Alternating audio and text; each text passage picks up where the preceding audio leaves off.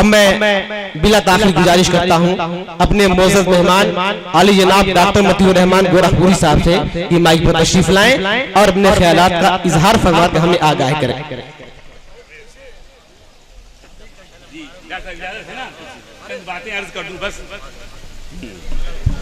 अस्सलामु अलैकुम वरहमतुल्लाह। बिस्मिल्लाहिर्रहमानिर्रहीम। नहमदुहु व नुसल्ली अला रसूलिहिल करीम। इबादतों की तरफ मैं ये काम करता हूँ, इबादतों की तरफ मैं ये काम करता हूँ। मेरा उसूल है पहले सलाम करता हूँ। मुझे खुदा ने गजल का दयार बख्शा है, ये सल्तनत मैं मोहब्बत के नाम करता हूँ। वाह, बहुत खूब, बहुत अच्छा डॉक्टर। आप जिस मोहब्बत और एहतराम के साथ इस अदबी और शेरी महफिल में तशरीफ लाए हैं, बिलाशुबहा ये आपके अदबी ज़ौक़ की भरपूर गम्माज़ी करता है। सच है, बेशक। खलीलाबाद का जहाँ तक ताल्लुक है, मेरे भी 18 साल इस सरजमीन से वाबिस्ता हैं। बहुत सी तकारीब, बहुत सी महफिलें और बहुत सी यादें वाबिस्ता हैं। मैं इस सरजमीन का बड़ा अदब एहतराम करता हूँ। मेरी जिंदगी के और मेरी मुलाजमत के 18 बेशकीमती साल इस सरजमीन से वाबिस्ता हैं। खलीलाबाद को एक बुजुर्ग खलीलुर रहमान, काजी खलीलुर रहमान साहब ने आबाद किया था, लेकिन अफसोस कि हम उर्दू के मशायरों को तो आबाद करते हैं लेकिन उर्दू के अल्फाज से नाबलद हैं। हम खलील का मतलब नहीं जानते। मेरे दोस्तों, खलील का मतलब होता है बेहतरीन दोस्त। बेशक बेशक। मैं यहाँ पर था जब, तो मैं अपने वतन गोरखपुर जाया करता था, तो उस वक्त ज्यादा आमद और रफ्त के लिए बसों का इंतजाम नहीं था। टैक्सी में बैठ के जीप में जाने लगा तो दो लोग आपस में बात कर रहे थे कि चलो यहाँ से, ये तो खलों साहब, ये खलों की बस्ती है। खल माने दुश्मन। आप जानते हैं कि कहानी में एक हीरो होता है और एक खलनायक होता है। खलनायक को कहते हैं दुश्मन और हीरो को कहते हैं कि वो दोस्त है और वो कहानी का मेन किरदार होता है। तो मेरा कान उनकी तरफ लग गया कि खलील को कितनी आसानी से खल कह दिया इसने। खलील माने बेहतरीन दोस्त और खल माने दुश्मन। आप सब देखते हैं फिल्म में एक विलेन होता है और एक हीरो होता है, तो उन्होंने बहुत आसानी से ये लफ्ज बदल दिया, इस सरजमीन का बिल्कुल मतलब ही बदल दिया। तो मैंने अपना कान उनकी तरफ लगाया तो वो पता ये चला कि वो दोनों लोग अपनी बेटी के रिश्ते के लिए इस सरजमीन पर आए थे। बात जब नहीं बनी और बिगड़ गई तो यहाँ की बुराई करते हुए जा रहे थे और कह रहे थे ये खलों की बस्ती है। अलायाज़ बिल्लाह, अल्लाह ताला ऐसे ख्यालात से हम सबकी हिफाजत फरमाए। ये हमेशा से ये दोस्तों की बस्ती रही है और हमेशा से ये रहेगी दोस्तों की बस्ती। तो हमें उर्दू जुबान और अदब से मोहब्बत रखते हुए उर्दू की कुछ जानकारी भी हासिल करना चाहिए। हमें खुद भी अपने तौर पर भी नॉलेज हासिल करना चाहिए, इल्म हासिल करना चाहिए। अपने नौनिहालाने वतन को भी उर्दू जुबान की जो चाशनी है, जो उसकी खनक है, जो उसकी जो है वो क्या कहते हैं ताजगी है, वो अल्हम्दुलिल्लाह किसी भी जबान में नहीं पाई जाती है। तभी तो आप हजरात उस जबान की शेरो अदब की इस महफिल में तशरीफ लाकर अशआर में और शेरो सुखन में जो जाज़िबियत है उसको हासिल करने के लिए यहाँ तशरीफ लाए हैं। बेशक बेशक।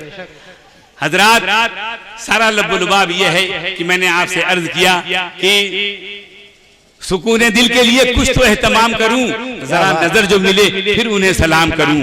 मुझे तो होश नहीं, आप मशवरा दीजिए, फसाना छेड़ू कहां से कहां तमाम करूं। ये सारी जिंदगी का जो फसाना है, सबके अपने अपने अफसाने हैं। डॉक्टर साहब मेरे सरपरस्त एक खान साहब जो इस क्या कहते हैं महफिल के जो है चीफ गेस्ट हैं और क्या कहते हैं मेहमान खुसूसी हैं, उनको मैं नजर करते हुए ये बात कहना चाहता हूं कि जरा नजर वो मिलाएं, उन्हें सलाम करूं। और मुझे तो होश नहीं, आप मशवरा दीजिए, फसाना छेड़ू कहां से कहां तमाम करूं।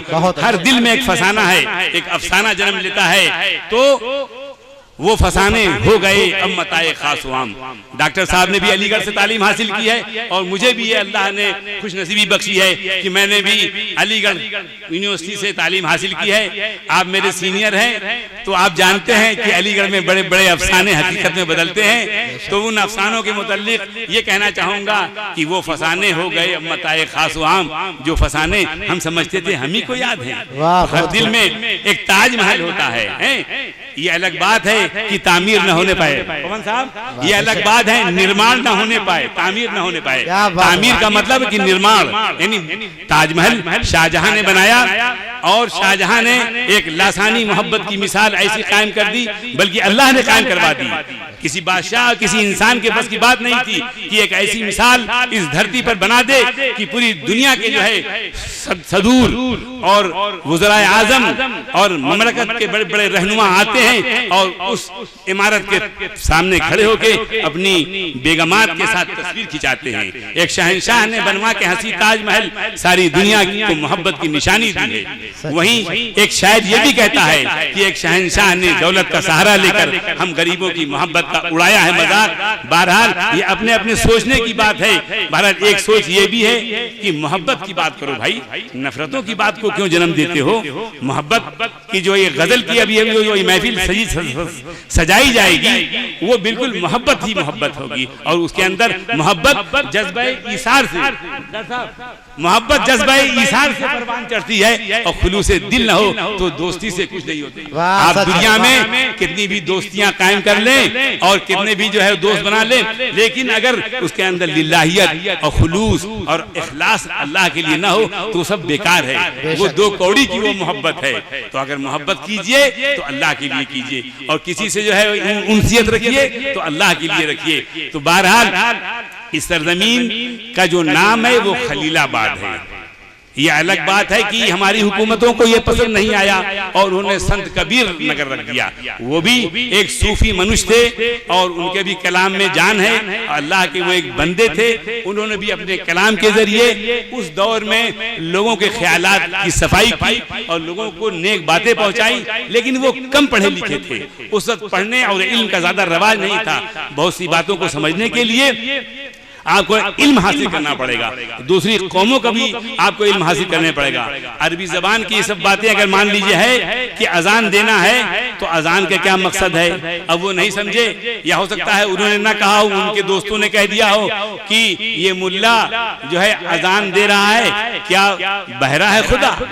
तो उनको या उनके लोगों को यह मालूम नहीं था कि अजान बंदों को बुलाने के लिए दी जाती है, अल्लाह को बुलाने के लिए दी जाती है। बहरहाल मुशायरे के सिलसिले से मेहमान किराम तशरीफ ला चुके हैं, अब मजीद मौका नहीं है। बहरहाल यही मैं अपनी बात खत्म करता हूँ और ये मैं आपके हवाले करता हूँ माइक। अब जल्द अज जल्द मुशायरे की तमाम जो है वो कार्रवाइयाँ आप शुरू फरमा दें ताकि मेहमान हजरात खुद इतना दूर तशरीफ सफर करके लाए हैं, सफर करके तशरीफ लाए हैं और उनके कीमती अवकाश हम लोग को सुनने को ज्यादा मिले।